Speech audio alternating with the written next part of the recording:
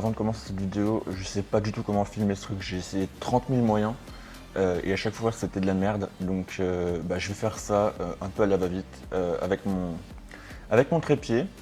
Et puis voilà. Bon, alors déjà, pour ceux qui ne savent pas, je m'appelle Antonin Orodinski. Voilà, donc je suis en Inde pendant 1 an. Ça fait déjà presque 2 mois que je suis dans ce pays. Et j'habite à Tirupur. Alors là, je montrerai, hein. Je vais essayer de faire un truc. Voilà, alors là, vous avez le globe, vous voyez l'Inde. Et vous allez voir que Tirupur, en fait, c'est dans la pointe de l'Inde, tout au sud, dans l'extrême sud. Et voilà, Tirupur, c'est ici. Tirupur, c'est une ville qui a plus d'1 million d'habitants. Ouais, donc c'est plus grand que Paris, hein. C'est quand même 50% plus grand que Paris. C'est dans le Tamil Nadu. C'est à côté du Kerala. Enfin bref, ça on s'en fout. J'habite avec une famille d'accueil, ok. Pendant les 10 mois et demi, hein. C'est pas une année complète en fait, c'est 10 mois et demi où je reste. Voilà, je serai avec cette famille et je changerai pas de famille, hein, contrairement à d'autres Rotary Club dans d'autres pays. Alors, qu'est-ce que je fais pendant ces 10 mois et demi? C'est très simple, je vais à l'école, voilà. Je suis en niveau 11, ils appellent ça le grade 11. Alors pourquoi je suis en grade 11? 11 en fait ça équivaut à la première et 12 qui est juste après ça équivaut à la terminale. Donc pourquoi je suis en première? Tout simplement parce que le niveau en Inde il est hardcore de ouf. Donc du coup ils m'ont mis en première. Voilà, si vous voulez un petit exemple, ce que j'ai fait en terminale l'année dernière en France, je le fais en première maintenant. Ça veut dire qu'ils sont vraiment ultra chauds quoi. Bon après je parlerai de tout ce qui est école, tout ça, dans une autre vidéo, parce que c'est un sujet qui est hyper vaste, donc je vais pas trop m'éterniser là-dessus maintenant. Ah ouais, alors j'ai oublié de vous dire, je vais pas que à l'école, hein, quand même. Faut pas abuser non plus. Dans mon temps libre, disons que je vais visiter des trucs, on va en voyage, on fait plein de choses en fait avec ma famille ou avec des rotariens, peu importe. Par exemple, là, ça fait 2 semaines que je suis pas allé à l'école parce qu'ils étaient en examen, enfin bon bref. Vous voyez, il y a plein de trucs comme ça, donc du coup je suis pas H24 à l'école. Et aujourd'hui, je vais plus vous parler de 20 choses qui m'ont vachement choqué quand je suis arrivé en Inde et qui me choquent pour certaines d'entre elles, qui me choquent encore maintenant. Ok, alors la première chose dont je voulais vous parler, c'était que ici on trouve beaucoup de motos et de scooters. Et en fait, les voitures, elles sont vachement plus rares qu'en France. Alors, ça veut pas dire qu'il y en a pas, ça veut juste dire qu'il y en a beaucoup, beaucoup moins. Et il y a une raison toute simple à ça, c'est que ici, ben, 60% des gens sont très pauvres. Donc du coup, pour se déplacer, ils prennent des motos ou des scooters. Donc même les riches ont des scooters, c'est pas ça le problème. Mais vu que l'Inde est globalement un pays très pauvre, les gens se baladent beaucoup à scooter ou à moto, parce que vous savez autant que moi, ça coûte pas aussi cher qu'une voiture. Et puis de toute façon, c'est inscrit dans les gènes. L'Inde, c'est le pays de la moto, le pays du scooter. Alors après, ça veut pas dire que il n'y a pas du tout de voiture, hein, comme j'ai dit avant. Quand vous allez dans les grandes villes, du style Coimbatore, qui est la ville la plus proche de chez moi, il y a beaucoup de voitures. Et alors, je vous explique même pas dans les capitales. La dernière fois, j'étais allé à Chennai, par exemple, qui est la capitale du Tamil Nadu, et il y avait énormément de voitures.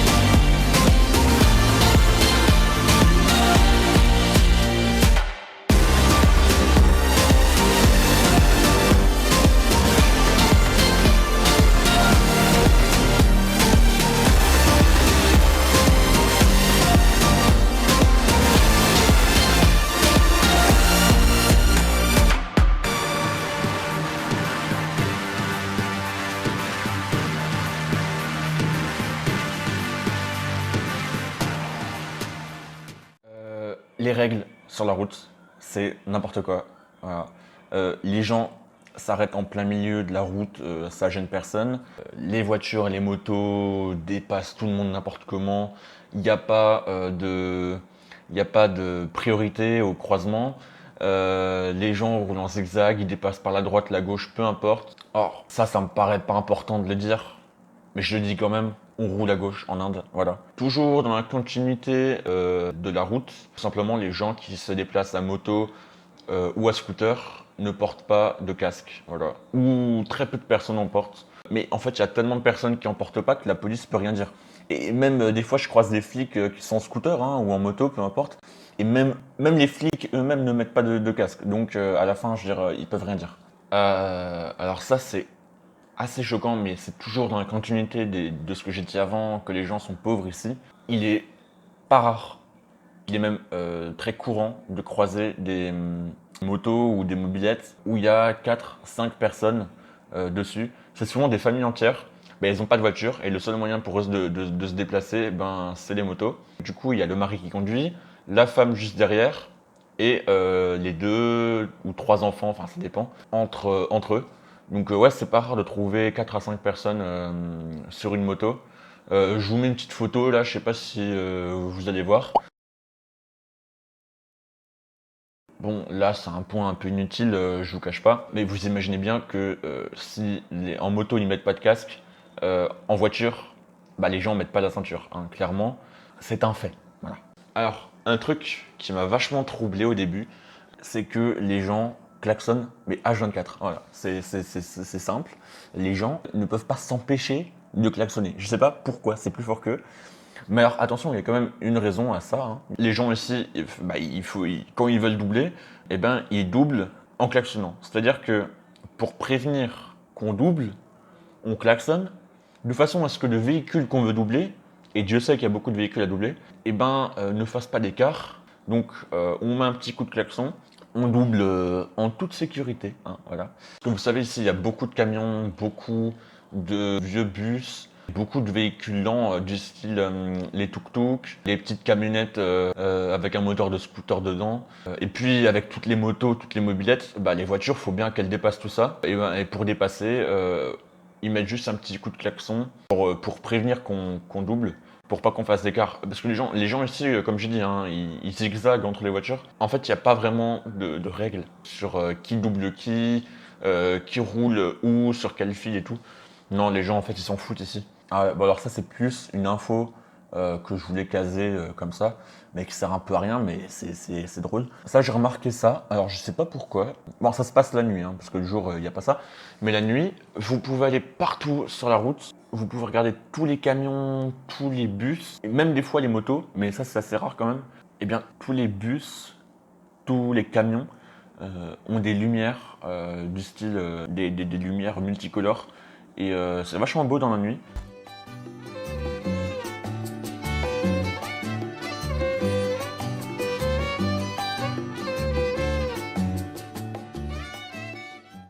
Mais alors après, pourquoi? Ah bon, ça je sais pas du tout. Alors il y a un truc qui m'a un petit peu perturbé au début, surtout la première semaine, c'est que quand vous voulez passer quelque chose à quelqu'un, vous êtes obligé de lui passer. Alors, vous n'êtes pas obligé, mais on va dire que ça serait mal vu de ne pas le faire. Vous avez le devoir de lui passer de la main droite et non pas de la main gauche.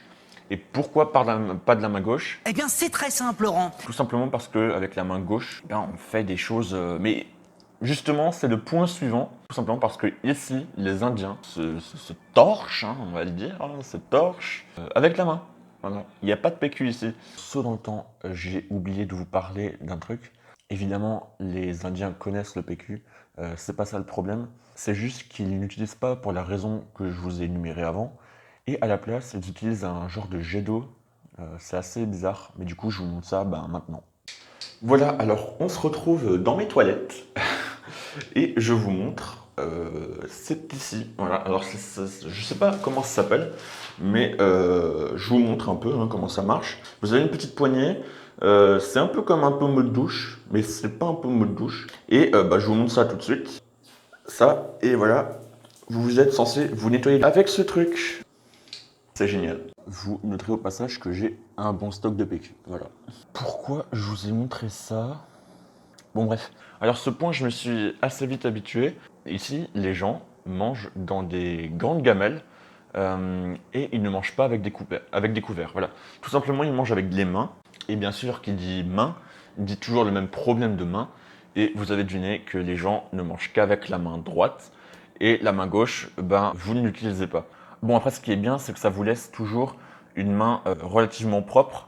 Ça vous évite de toucher avec vos mains sales, qui sont pas sales, mais vos mains pleines de nourriture. Quand par exemple vous voulez vous resservir, ben voilà, vous touchez les ustensiles pour vous servir, ou quand vous voulez vous servir de l'eau. Bon bref, vous avez compris. Alors, en parlant de repas, ça c'est assez chiant. Je m'y fais pas du tout.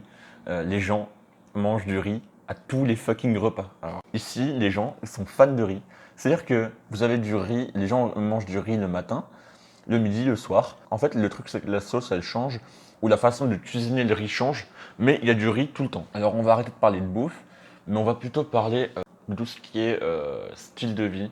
Les gens, en fait, ici, ils montrent pas trop qu'ils sont en couple. Du style, ils sont pas du tout tactiles entre eux. Il y a pas, c'est pas aussi fusionnel que ce qu'on peut voir à l'extérieur. Par exemple en France, ou même dans les autres pays. Alors bien sûr, après, je généralise. Il y a peut-être des couples qui sont très fusionnels et très complices en Inde. Mais en tout cas, de ce que j'ai vu, bah non. Si vous voulez un exemple simple, rien que faire la bise à une fille est très mal vu. Et je crois pas me tromper si je dis que les couples, en fait, ils se font quasiment pas de bisous. Voilà. C'est assez bizarre quand même. Toujours dans tout ce qui est relation entre filles et garçons, les enfants restent dans la maison familiale jusqu'à ce qu'ils soient mariés. Ils peuvent pas partir avant, à part s'ils font des grandes études et que c'est loin. Mais dans la majorité des cas, ils restent à la maison jusqu'à qu'ils soient mariés. Et quand ils sont mariés, ils vont vivre avec leur marié. Et là où il y a un point qui est assez choquant pour nous Français, c'est que ici, en fait, les gens ne se connaissent pas avant le mariage. C'est-à-dire que dans la majorité des cas, le couple se connaît. Je connais par exemple des gens dans ma famille qui se connaissaient pas avant le jour de leur mariage. Ah oui, et le divorce est extrêmement mal vu en Inde. Donc en fait, personne divorce, voilà, ou quasiment personne. Il est très courant en Inde d'avoir des domestiques, c'est-à-dire que il y a beaucoup de familles, voilà, qui ont un ou plusieurs domestiques. Par exemple, ma famille, on a une domestique qui habite chez nous en fait, qui fait la lessive, qui fait à manger, qui fait le ménage, enfin tous les trucs chiants quoi. Mais il y a pas mal de familles, surtout les familles très riches, qui ont beaucoup, mais genre beaucoup de domestiques. Mais il y en a pas mal dans mon quartier qui ont 8, 9 domestiques. Ah, il y a aussi beaucoup de gens qui ont des drivers, c'est-à-dire que c'est des gens qui vont conduire à la place des gens qui les embauchent. Les Indiens font beaucoup de choses par terre. Non, en fait, sans déconner, c'est carrément habituel de dormir par terre. Après, parfois, on mange par terre. Et les domestiques dans les maisons ne s'assoient jamais dans les canapés ou sur les chaises, mais toujours par terre. C'est-à-dire qu'ils dorment par terre, ils mangent par terre, ils s'assoient par terre. Par exemple, moi, j'ai jamais vu ma domestique manger à table. Et je pense qu'elle l'a jamais fait depuis qu'elle est dans ma famille. Je l'ai jamais vue assise sur le canapé. Je l'ai jamais vue assise sur la moindre chaise. Et je l'ai jamais vue dormir dans un lit. Donc voilà. Les Indiens ont une notion du sommeil qui est pas du tout la même que nous. Globalement, dans la majorité des cas, les Indiens sont des personnes qui se couchent très tôt et qui se lèvent très tôt. Et il y a plusieurs raisons à ça. C'est que les gens, le matin, prient. Alors, ils peuvent prier à la maison, mais comme ils peuvent aller à un temple. Ou alors, ils vont faire des choses du style yoga. Mais quand je vous dis qu'ils se lèvent tôt, c'est genre ils se lèvent à 4-5 heures du mat. Et j'ai entendu dans mon école pas mal de jeunes qui disaient que justement, le matin, ils se levaient vers les genre 4-5 heures du matin et qu'ils allaient faire leurs devoirs, voilà, avant d'aller en cours, ou alors réviser. Les Indiens sont super hospitaliers. Et ça, c'est vraiment vrai. Et d'ailleurs, j'en parlais dans mon vlog, dans mon premier vlog. Au moment où je suis arrivé à l'aéroport de Delhi, Donc c'était la première fois que je foulais le sol indien. Directement, les gens sont venus vers moi. Et en fait, c'est un fait, un vrai fait. Partout en Inde, les gens sont très très hospitaliers. Par exemple, on vous demandera toujours si vous avez bien mangé, bien dormi. Bon, après, ils ont un truc chelou avec la nourriture. Genre, ils sont vachement accros à la bouffe. Je vais pas en faire un point à part, mais ça en vaudrait presque le coup. Mais je vous en parle quand même un petit peu. Les Indiens sont, comme je le disais, vachement accros à la bouffe. Et pas forcément dans le fait de manger, mais très clairement dans le fait d'en parler. C'est-à-dire que après avoir mangé, vous êtes sûr qu'il y a tout le monde de ma famille qui va me demander si j'ai bien mangé. Le matin à l'école, quand on arrive le matin à 9h pour les cours. Ah oui, parce que ici on commence les cours à 9h. C'est pas rare que la prof te demande si t'as bien mangé au petit-déj, ce que t'as mangé au petit-déj. Vous imaginez juste ça une seconde en France, genre la prof le matin qui demande à tous les élèves ce qu'ils ont mangé au petit-déj. C'est trop bizarre parce que genre moi ça me saoule en fait qu'au bout d'un moment je leur dis mais oui j'ai bien mangé, enfin je veux dire ça me saoule en fait que les gens me demandent. Et enfin la télé indienne, alors ça c'est un truc, mais je pense que ça je vais en faire un épisode à part parce que je pense que je pourrais faire 10 minutes là-dessus, mais je vais vous la faire courte. Clairement la télé indienne c'est la télé qu'on avait en France dans les années 1980. Et en fait, je le ressentais directement au niveau des pubs et au niveau de pas mal de films. Vous sentez directement qu'il n'y a aucun moyen. Bon, après, forcément, il y a des pubs qui sont très bien, c'est pas ça le problème. Mais je dirais, il y a bien 50 ou 60% des pubs. Vous voyez qu'il n'y a pas les moyens, vous voyez qu'il n'y a pas de budget. Et donc, ouais, c'est assez bizarre. Mais en tout cas, ce que je peux vous dire, c'est que la qualité, en fait, est pas du tout la fin. Actuellement, là, je parle pour les pubs et pour les films qu'on peut trouver à la télé, autant dans la qualité de l'image, qui est pour la plupart du temps dégueulasse, pour la qualité du scénario et du jeu de pas mal d'acteurs. Mais comme dit, il faudrait que je vous fasse un autre épisode, je peux pas vous en parler maintenant parce que ça prendrait vraiment beaucoup de temps. Voilà, du coup je sais pas trop quoi vous dire de plus. Du coup je pense que je vais vous mettre des petites vidéos pour clôturer la fin. Let's go.